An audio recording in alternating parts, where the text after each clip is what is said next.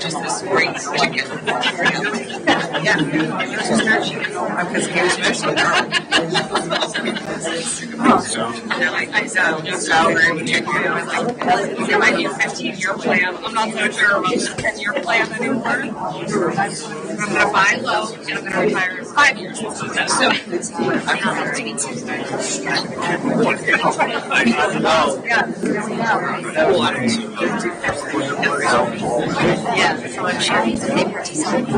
Good evening. I'd like to call to order the special meeting of the Summers Board of Finance for March 11th, 2025. We do have a quorum. Members present are Paul Hart, Joe Talisano, Bill Salka, and myself, Mike Parker. The first order of business tonight is the Board of Ed's budget presentation. Dr. Galloway, are you going to present us with the budget? Or? Yes, I am. Oh, that's great.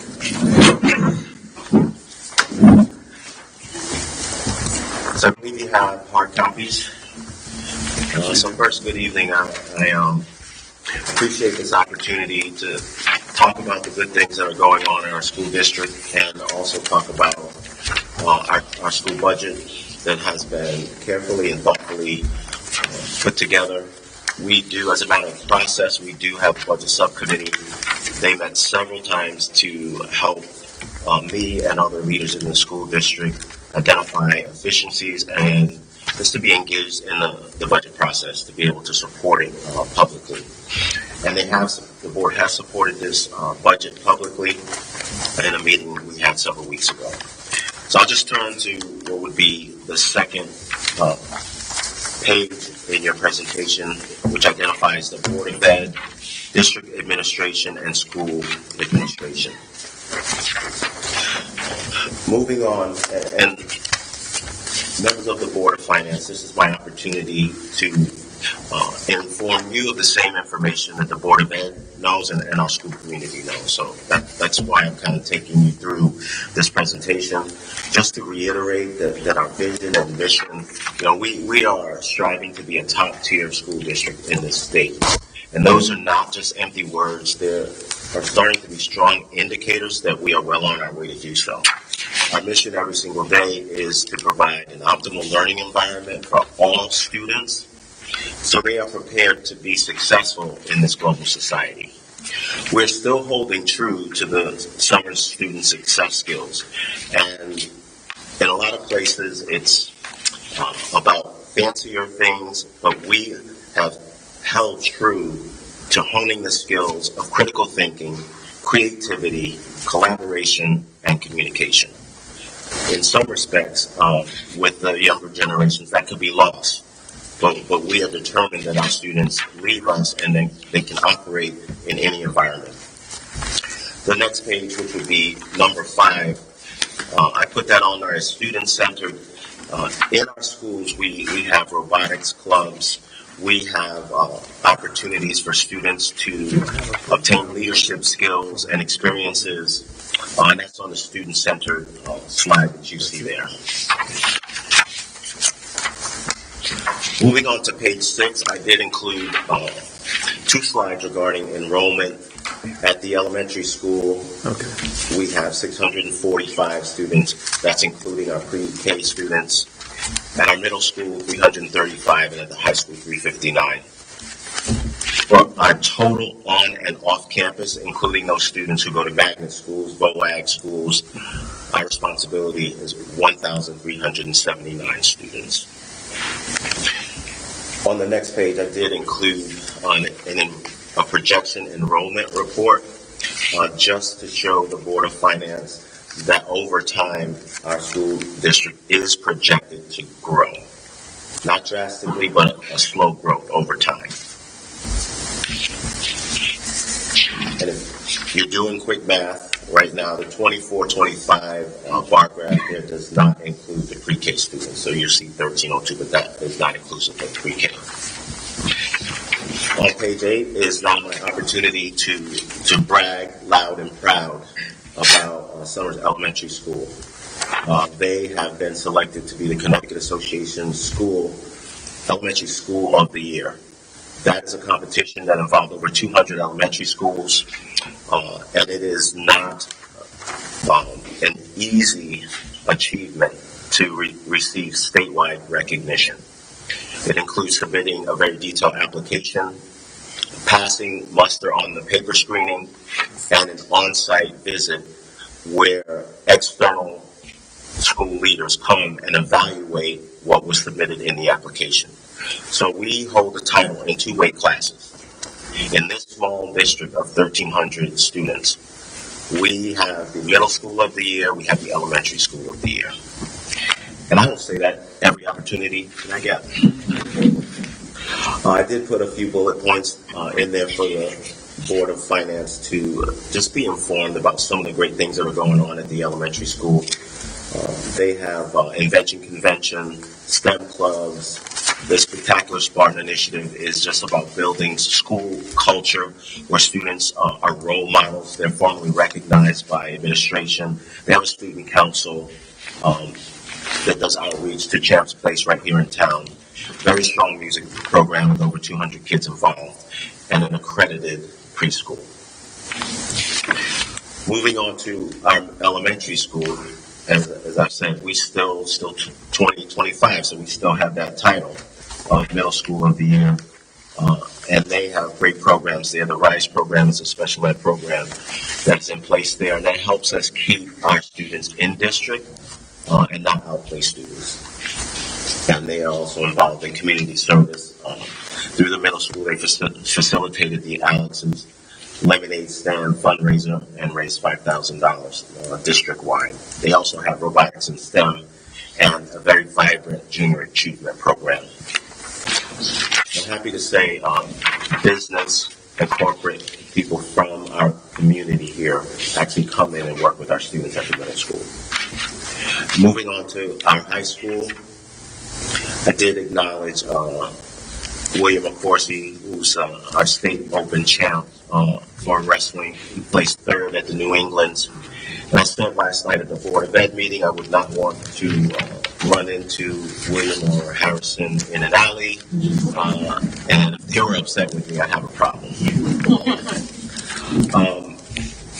Last year we held our first trade fair where business folks came in. There were tables set up from the different trades, and our students got to meet and interact with business owners to start to understand what they might be interested in post-high school.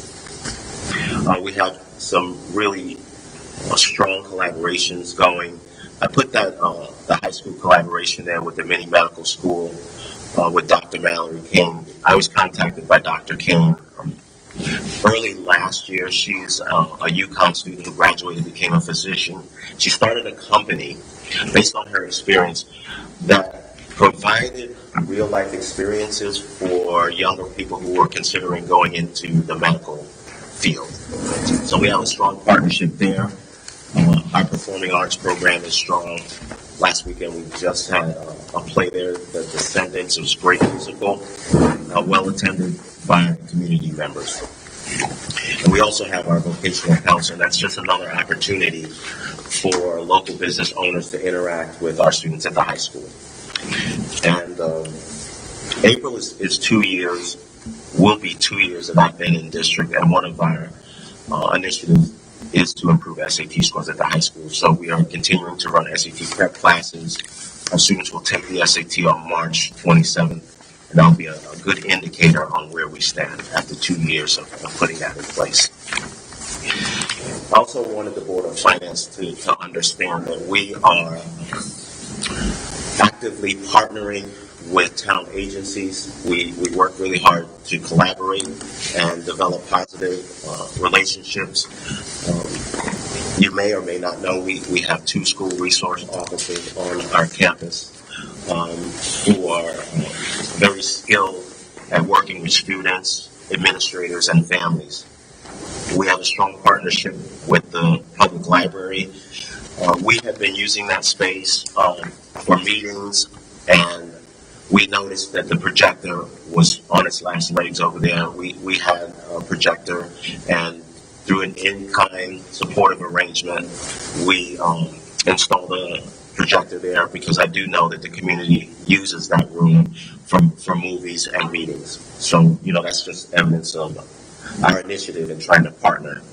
Our IT team is working with the Veterans Office to improve their website. If you've ever been on their website, it's challenging to navigate, so we are working with them to improve that website.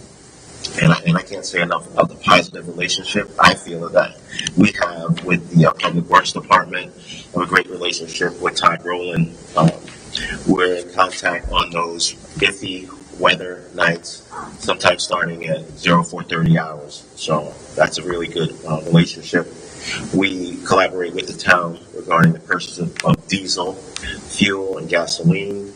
And also, I'd like to publicly thank the Summers Education Foundation for their steadfast support of our school district. They provide many opportunities for our teachers to engage in professional development, and they support our students. I'm on to page 12, where you're probably highly focused right now, which are our budget objectives. Last year when I came before the Board of Finance, I did say no new staffing and no new programs. This year I'm saying the objectives are to maintain and improve current programs. And by that, we're looking at a new math program, and that is the improved part. So we are working to be fiscally responsible, to maintain our staffing, to support student growth and development. Now we get into, on page 13, our contractual obligations. And you can see through collective bargaining where these unions landed. The teachers overall 3.81, and that's inclusive of step movement.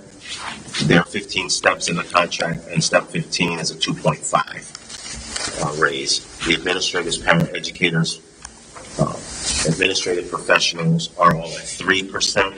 The nurses 3.5. I just want to highlight we have 4 nurses, so it's not a large number of nurses that we have, only 4. Custodians and maintenance at 3%, and unaffiliated yet to be determined. On page 14 is just for your benefit, the breakdown of how our employee benefits look in the district. We have 162 staff members who take the medical and 158 who take the dental.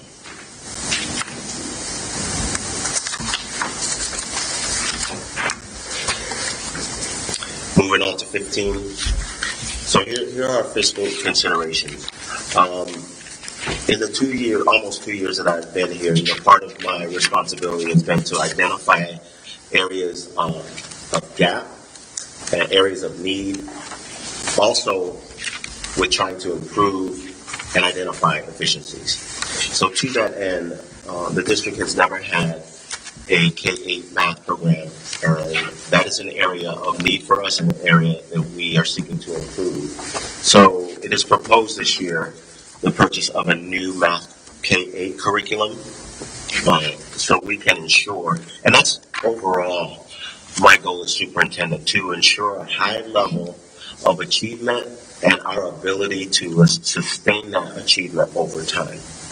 And this is another step in that direction. And the cost of this math program is $211,000, and it would impact 900 students, K-8. But also, what I do want the Board of Finance to know is that we have realized efficiencies through attrition and resignation. And what I'm saying is, when someone leaves our district, there's a thoughtful process that we engage in regarding the duties and responsibilities. Can we consolidate duties and responsibilities? Can we eliminate some duties and responsibilities? And to that end, we were able to save $425,000 through those efforts. And as mentioned before, we have several contracts, an increase in utility delivery fees, and insurance premiums increasing by 10%. On page 16, I I know the Board of Finance, you've seen this before, how our budget is constructed through 9 different categories, from the 1,000s to the 9,000. Salaries, benefits, professional services, property services, purchase services, supplies, property, dues, and fees.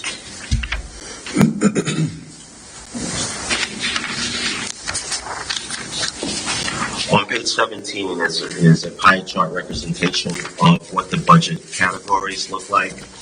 And as you can see, between salaries, benefits, that eats up a substantial part of our budget.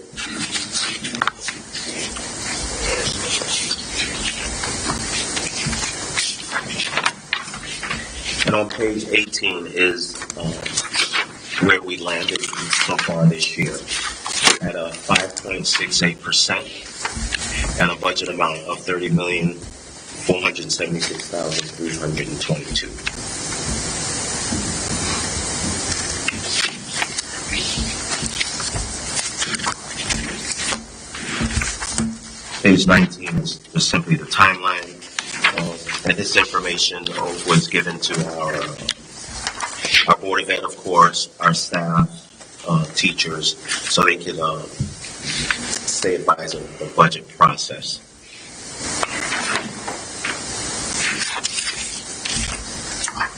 Now, on page 20 is where I stop for questions, but on that backup, I do think that you have a detailed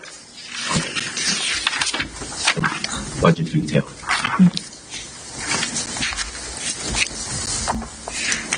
Questions for Dr. Galloway? Anything on the board at this point? You're just seeing this information for the first time, so. Great. And do you have a detailed line item budget for us? I believe that's the color copy that. Well, I have a colored copy that's attached here. Right. Is there more detail in this? I'm sure there is. There was more last year.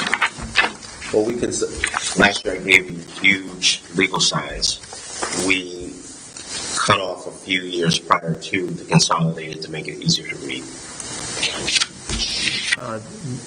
This is not a full line item budget, though. It seems to me as though you have a lot of categories collected here under certain headings. We don't have the breakout of those headings, right?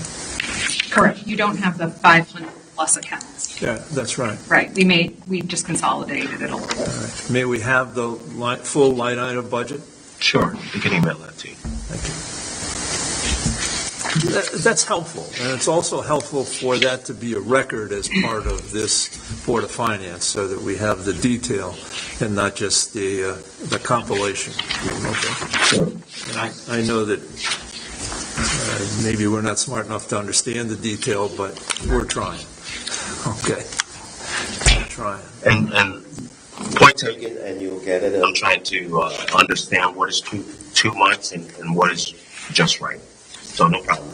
Email it to you. How about, talk to me about special ed. I don't see anything in these numbers about special ed. Special ed comes with, what is that?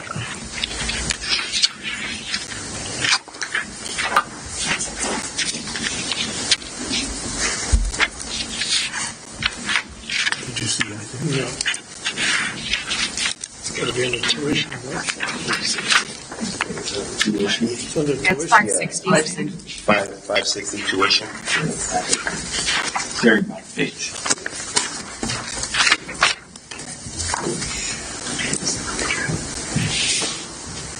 So since you brought it up, I'll speak to that line 560.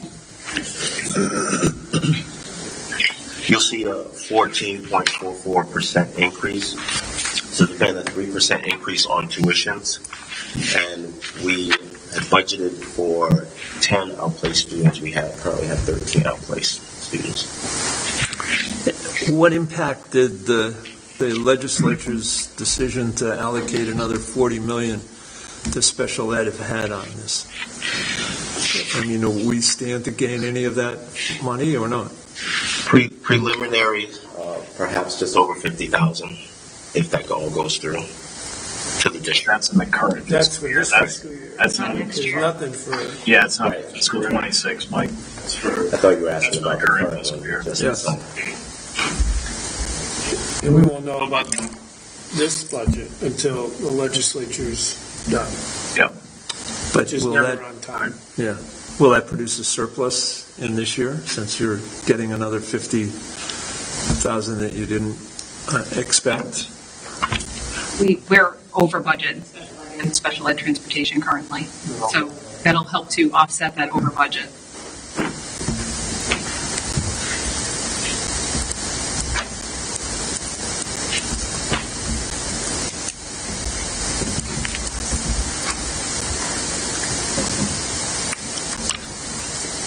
Any further questions for Dr. Galloway at this point? Yeah, if we could see the full line item, if you want to do it electronically, I suppose everybody here would accept that. Yeah. Very happy to talk. Did I hear correctly that the summer student won the Connecticut Spelling Bee as well? Yes. Nathan's second Demi. Very talented young man. He's going to go to nationals in May. Wow. All right. And you know, since you brought that up, I'll just brag on him just for a moment. In the 2 years that I've had the pleasure to work with the team, we've been honing our skills on identifying exactly how kids are performing over time. And, you know, he's one of the students, he's a middle school student who walks up to the high school and takes a high school math class.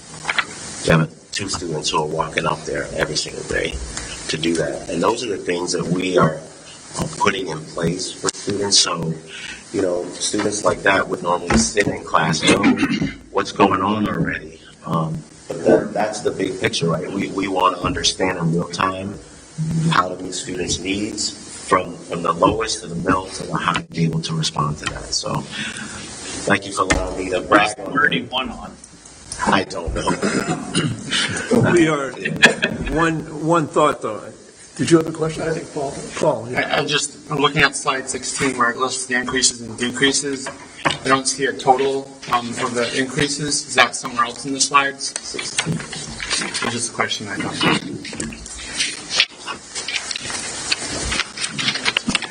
Are you looking for the total? The total of all of them together. Yeah, it's not in there, but Sam, you have that info? From the 1.6 Yes. from last year. So it's 1.67 million 489 from last year. Last year's budget was 5.21%. So it's an increase of 1.6 million. That's what I was looking for. Yeah. Thank you, Dr. Galloway. Sure.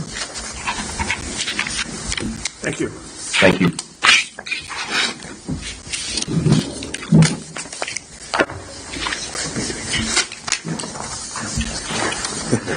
Board of Selectmen, Mr. Cheney.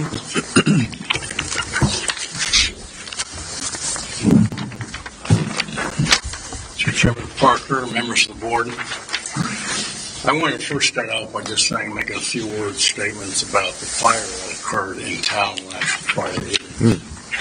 This is the Growers Direct fire. Growers Direct is a company with over 450 employees, many more than I thought they had. The Van Wingert and Smith family was there for the debrief last evening at the fire department. There must have been about 12 of them. Good turnout. It was a great turnout by the Summers Fire Department, as well as many other fire departments that participated. Also had representatives there.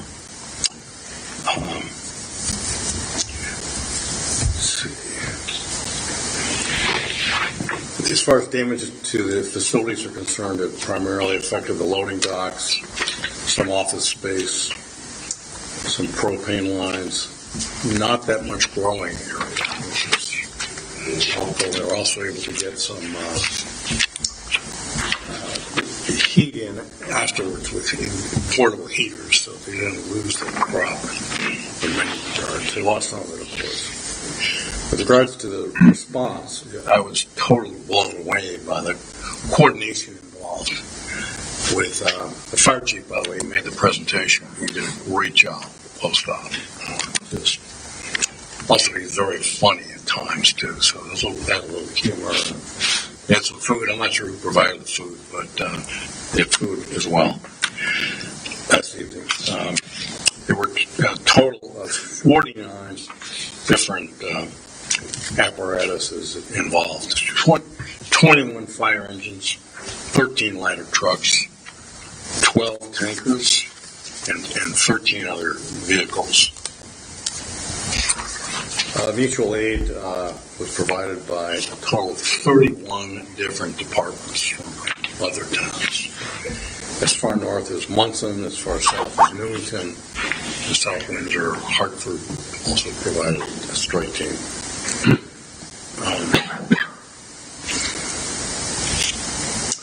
One of the interesting things was that they discovered was that they didn't have a drone here in town, but Broadbrook Fire Department brought their drone, and it proved to be very helpful because it provides thermal imaging, lets them know where the fire is at that time, and also is very instrumental with regards to locating hot spots after the fire is out. Because they had large stacks of peat, the peat caught on fire, and that stuff burns forever, so it was still burning almost 24 hours after the fire. How were the logistics in refilling the tankers? So how were the logistics of refilling tankers? Yeah, good question. They had many of the so-called chiefs and leaders of the Summers Fire Department were there, and Chief Frank Falcone, who many of you know, was in charge of water supply. So he explained last night how they provided the water, and it was very impressive because they had to use dry hydrants from other ponds. They had to rely on active hydrants on streets in towns like Long Meadow.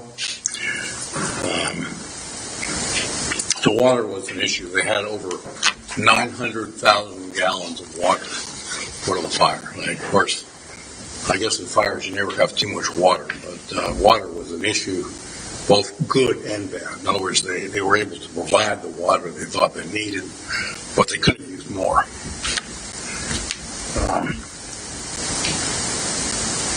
Summers Fire Department put out 40 full-time paid and part-time volunteers who were pretty much wiped out by 6 or 7 o'clock in the morning, so they needed to be replaced by other departments. Another interesting point with regards to challenges that they had was the support that Todd Rowland, Public Works Director, gave them. They ran out of fuel to fuel many of the instruments they had on site, so they were running out of gasoline, for instance. So Todd, and I think he was there until 3 or 4 o'clock in the morning, was able to get them 100-gallon transfer tanker and resupply their fuel. He also provided a town, the senior center bus he provided, so the firefighters who had been fighting the fire for 6, 7, 8 hours could get warm. It was below freezing, and have a place to rest, which I thought was pretty innovative. He also provided bucket loaders and a sand truck for sanding the roads that iced over so the vehicles could get around. So some of the people that spoke last night, the paramedic Matt Atwood, who's the captain of the paramedics, Chief Greg Smith from the fire department, Chief Frank Falcone, Chief Keith Allard, Chief Gary Schissel, and Captain Roy Stovall all spoke last evening, besides, of course, our chief. That was just pretty much it. Do you have any questions on that? Great job. I'll tell you, it was a fantastic event last night. It really was. They did a great job. They saved a lot of property, and they had one minor injury. I think one of the firemen fell off a ladder and sprained his ankle. but it was very impressive. And by the way, the fire department has responded now to 3 structure fires in the last 3 days, which is amazing. Chief Leonard said that he worked in Bridgeport before he came up here. He said in Bridgeport they might at the most have 3 fires in 3 days, structure fires. So Bridgeport's a little bigger than Summers, of course. Now, budget presentation. You got a copy of the handout, I believe. And by the way, I want to praise Brian Wissinger with regards to this budget, because he put it together. He put it together at a schedule. He was at a disciplined schedule. He put it together early in December. Got almost all the departments to respond. It was developed through a structured and transparent process. For the fiscal year 25-26, we have an increase of $419,318, or 4.69% over last year. The budget outlines the financial plan, and it provides current services. I think that's the key to underline is its current services, what we're trying to fund, while at the same time navigating the large increase in health insurance, which you'll hear more about later, and energy costs. Next page. Just provides the procedural timeline. I'm sure you've heard this. December was when the budget was created with our departments that mentioned in the presentation. They spoke before the Board of Selectmen and made presentations in January, starting January 2nd, every Thursday evening from 6 o'clock until probably 7:30 or 8 o'clock until February 20th, every Thursday evening. And, of course, the Board of Selectmen approved the budget on the 20th of February. Next page shows the history of the budget over the last 5 years. What's interesting to note is in that it's a 5-year period, there was a total of 13.26% increase over that period, averaging 3.3% per year.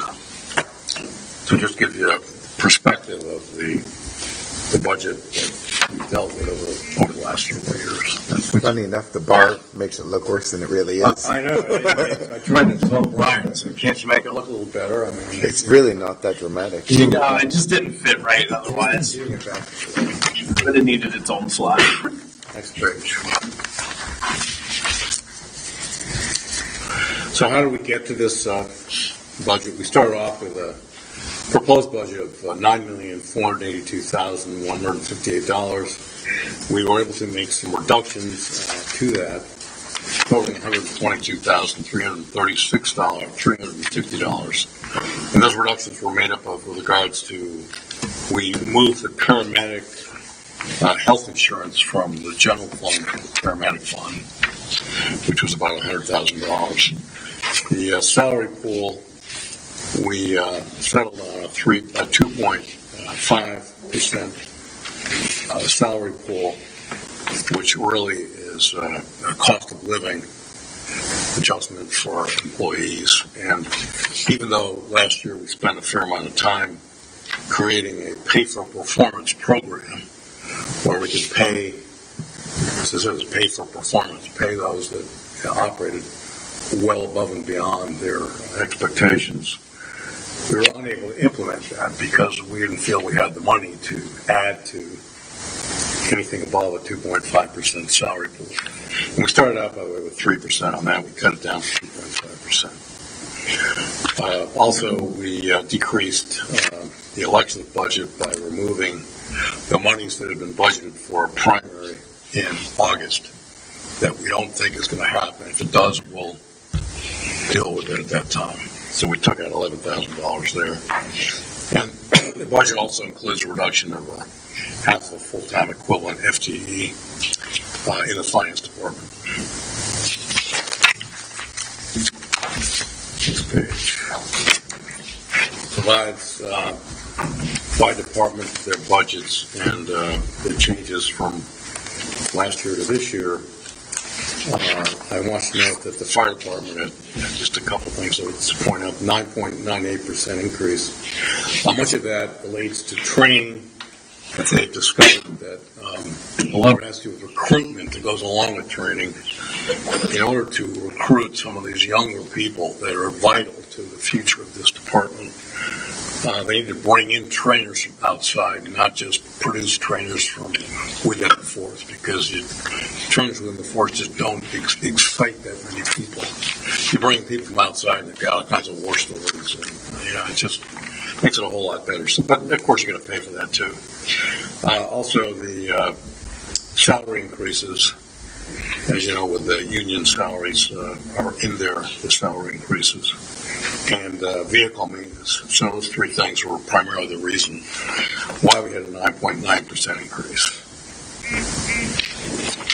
Next page. This provides a breakdown of the department by summary. It tells you how much of the budget is paid for by various departments. In terms of public works, is 29%. Police department is 9%.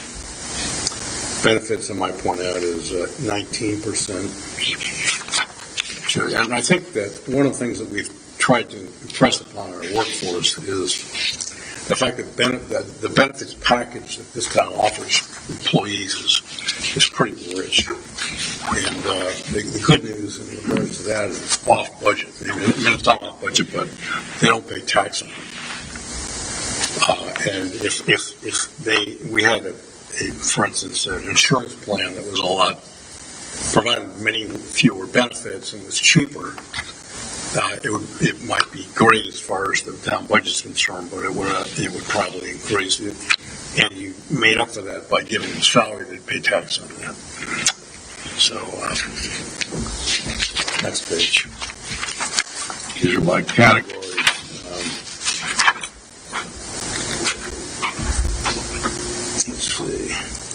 Yeah, the salary percentage increase of 0.9%, 9.96% does not include the 2.5% cost of living increase, which we would add at the beginning of the next fiscal year, assuming the budget goes through.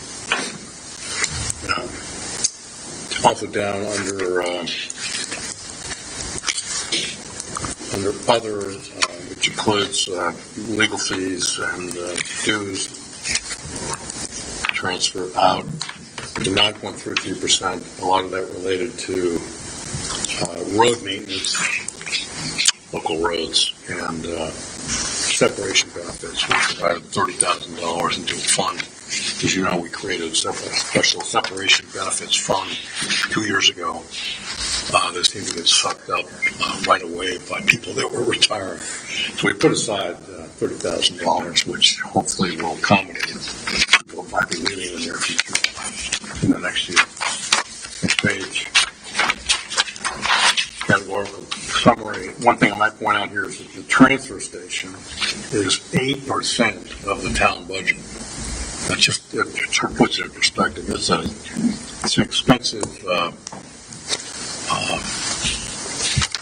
assistance that we provide to town employees, regardless of the fact that they're still complaining about having to pay the fee at the transfer station, which will increase to $50 a head last year, which was still a pretty good bargain for being able to drop your trash off at the transfer station. Also increases this July as well. It was a 3-step program. There's another $5 or $10 this year? 15. 15. Yep. So we'll definitely expect more complaints, but I mean, we're the complaint receivers, so we expect that. Let's see, next page. Yeah, budget drivers, I just want to point out a few things here to items that employee benefits and pension costs. In the past, for the past 6 years, we have not paid more than 1% increase in health insurance increase in costs. And we've been part of the state health insurance plan And this year there was somewhere between 10 and 12% increase in the cost of that health insurance. So that made for an increase in this budget of $195,754. IT services, as you probably know, we've briefed in the past on this. Brian has. We've increased our IT services with a much more efficient and effective system. So we've got an 18.23% increase there. Building maintenance, those are all town buildings.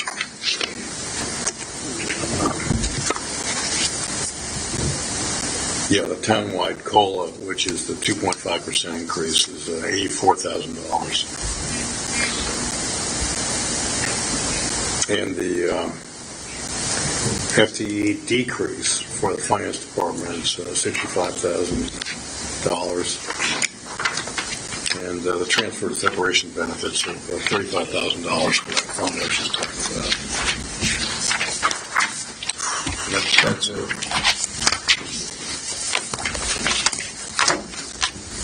Anybody have any questions for Tim? Any questions? I'm sorry, did you have more? Any questions? No. Any questions from the board at this point? And we have the line item budget from the town. So. I guess I would just want to make sure that if there's a need to do any adjustments for market to make sure you don't lose any key people, would you have room or do you need to bump it a little? And there's no wiggle room. There's no wiggle room. No. So, my concern is I hate. Do you want salary? Yeah, just because I know you've had some issues in the past where some very qualified people have left, and it's been impossible to. That's a good point you brought up, and that's a constant challenge we have with regards to what's the proper salary to keep a person on board. And of course, the nightmare is the person walks into our office and says they get a job in another town, and they're going to go unless they get a higher salary. Right. And sometimes that works, sometimes it doesn't work. Right. No, I just would want you to have some wiggle room for that. We're working on that. In fact, we're going to put together a salary plan, which we think will be fair and equitable for all employees, and not just one particular individual or one particular department. No, I just think there's some key people you have, and I don't want you to not have the room to do what you need to do. I appreciate that. That's very helpful, and we'll get back to you on that. Tim can always come back to the Board of Finance. That's necessary. Right. We can't Theirs account is for a every relatively emergency that you're going to face, but if you do face losing a key person or you have an issue, you always. I would just want to make sure there's not a time loss. Somebody announces. I know, and I'm not saying across the board. I'm just saying there could be some key people. We've run into it before, and I just don't want to lose people because of a 2 weeks before the next board meeting. I don't think that. I don't either. I don't think that. This is a difficult year for us. It is with the constraints on evaluation of cars. That's crashing us. And I'm not talking huge amounts. I'm talking relatively modest. But I just have concerns. And we would like to try to keep. We do have some funds in reserve. Mm-hmm. We have some. Have you addressed the auto tax issue yet? Yes, we have. We've been following that very closely, and we think we have a pretty good plan for implementing the changes that have been allowed by the state legislature. And we'll be back. Come back to the Board of Finance on that, or is it just the Board of Selectmen that wants to increase? Yeah. Well, the reason I'm asking is, as we discussed last time, is that potential increase is a significant factor in how we deal with. The state did pass House Bill 7067 that allows towns the option to set the depreciation schedule, modified depreciation schedule, starting at 90% instead of 85%. That has to be formally adopted by the Board of Selectmen, reported to the state with what the variances are. it's a process. It'll be done by the end of the month.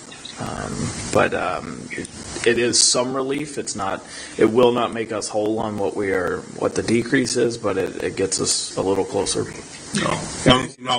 Both Brian and I signed letters to the state legislators to notify them of our concerns. And we're also working with many other towns with regards to how do we handle this. Well, I think that's great. The letter was a real good shot, and I think keeping that pressure up to the extent that you're able is really important, because the state has kind of dropped us off a cliff. I mean, in terms of they enact legislation but don't bother to figure out how the towns are going to come up with the funding to deal with it. And this auto tax issue is just one of them. Well, it's also an example of they pass legislation and they have no idea what the impact is going to be until about 6 months after they pass the bill. They might want to take the elementary school math course. Might help them out a little bit. Any analysis would be helpful. Brian, the delta with that change was only a couple 100,000, wasn't it? It's 300 or 400? About 250,000. Yeah. We were going to be down about 550. The change gets us 250 to 275.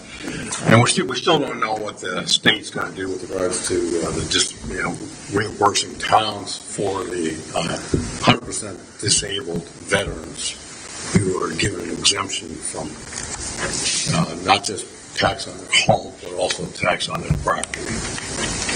That costs the town about $300,000. And they are also looking. There's a bill floating around to allow towns over a 5-year period to eliminate the car tax altogether within their town. And so they have a plan. We don't know if that plan will have any analysis with it and what the impact would be, but it's step one of the state trying to phase out the car tax altogether by voluntarily allowing towns to slowly decrease it over a 5-year period. Well, all that means is that we get to ramp up the real estate. The real estate, exactly. I don't. And so for towns that have a lot of commercial, what the driver is behind all of that. I mean, towns that have a lot of commercial, it's great for them. But for towns that don't have commercial like us, homeowners would feel that burden. We are intent on trying to minimize the effect on all of this on the taxpayers of Summers. Yep. I know that all of you or many of you in this that are here tonight are going to face the results of what the legislature has done in terms of reducing our revenue. These are just examples of unfunded mandates. You've been hearing about that all along, but this is for real. This is what we're talking about. Yeah. That's an unfunded mandate. Where you've got to do certain things, and there's no money to do it except take it out of your own budget. Well, are there any further questions for Tim? Thank you very much. Thank you.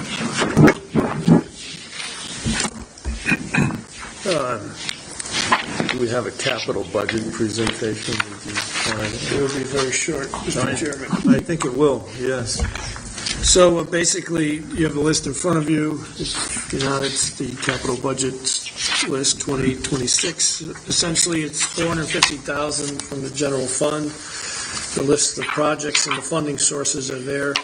We have tentatively talked about a decrease from $450,000 from the general fund to $350,000 to try to help with our budget gap issues. So we have not finalized that budget yet. We will do so probably this week. But you can see where we're at, what we're funding. We've cut a few things out. I think Todd's got one less newer, shinier dump truck, but other than that, that's the list. So there is some flexibility in there to try to work on that gap we're all facing from the. We need to try, without getting down to every nickel and dime, we need to try to find about $450,000 in budget reductions overall in order to try to keep the mill increase that we would have to make at about 1 mil. So, I mean, you do the math. And, I mean, the town has worked to reduce its budget to the extent possible, but there hasn't been any reduction from the school side. But we still have to find that 450, and that's using all of our available reserves to the point where if we take any more out of reserves, it's going to jack up our bonding cost, and we'll go below our standard that we need to keep in the reserves to maintain the lowest bonding level. So those are the concerns that we have, and those are the balls that we're trying to juggle. It'd be real easy to say, oh, well, we'll just increase the mill rate to 1.5 mils, and that would cover it. And if we do that, we may find that people in town don't accept it or don't want to pay that kind of increase. And that 1.5 mil increase is there forever, pretty much. Once we pass a mill rate increase, they really go away. I haven't seen one go away in the 20-something years that I've been on the Board of Finance. So the job that we have ahead of us demands some work on everybody's part in order to make this thing fly. It's been our opinion that the town would accept, given the financial circumstances, that the town would accept probably a budgetary increase of 1 mil. I think once you start to go over that number, you start to get into territory where you might find the town voting down the budget. That could be more difficult to deal with than getting a budget through that we can all live with. So, do we know what other towns are looking at for mill increases? Do you know anything, Brian? Or? I haven't heard anything yet. Still a little early. Because I think a lot of it's been, waiting to find out what happened with motor vehicles. Yeah. I think in 2 weeks, by the time you have your regular meeting, we might have a better picture of surrounding towns as they now are allowed to change their depreciation schedule and the ones that they're going to. So we might have a better idea in a couple of weeks of what other towns are looking at. Anything further? No, I gave you guys the revenue projections again. With the motor vehicle law passing, I'm kind of incorporating that as an estimate. So I gave you, 3 different funding options and what the total overall cuts would be in those categories if we went down any of those funding paths. Maxing out the car tax at the allowable state limit, and then 3 different mill rate increases on real estate and personal property, and then the maximum usage of fund balance to stay at that 15% number. We could be anywhere from $326,000 in cuts to $754,000 in cuts, depending on where that lands.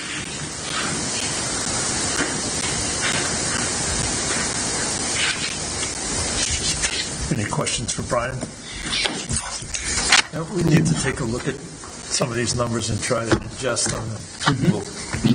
We'll revisit them in 2 weeks. Yep. Anything further for Brian? Just 1 second, Brian. Each mill raises another 400,000. What's that? Sorry. Each additional mill added raises approximately how much? 1 mil is 955. Yeah, 1 mil total is $961,900. Just know what it should give it is $1 million, almost $1 million. Yeah.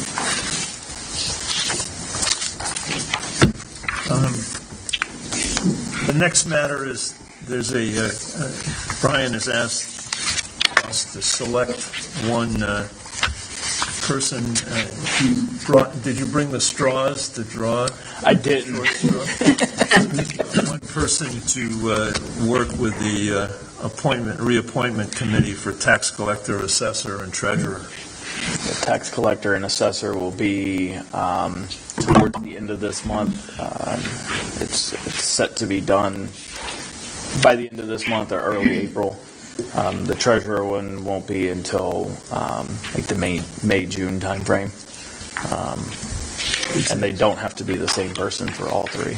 It's important to have a Board of Finance ear to the process and to make sure that, It's required by the charter. to make sure that the appointments are worthy and the best people that we can have and that sort of thing. I was wondering, Paul, if you would be willing to do that.